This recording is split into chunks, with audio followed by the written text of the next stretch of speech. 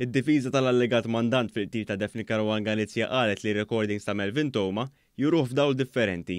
Dan waqt trattazzjonijiet preliminari quddiem l-imħallef il-ġimgħa filgħodu, hekk kif id-difiża argumentat li l-prosekuzzjoni qed tuża tattiċi maħmuġa biex twassal għal kundanna kosta kollox.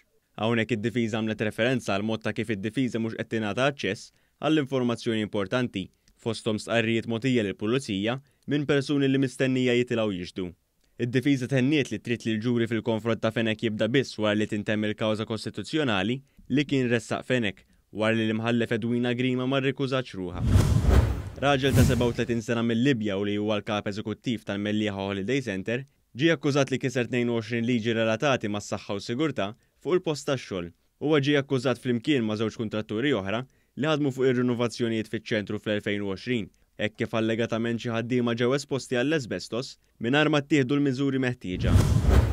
Ingliża ta' 18-il sena li tgħix ir-raba tinżammet arrestata wara li tresqet il-qorti akkużata li wettqet diversi serqiet f'Novembru tas-sena l-oħra u anke f'Marzu li għadda.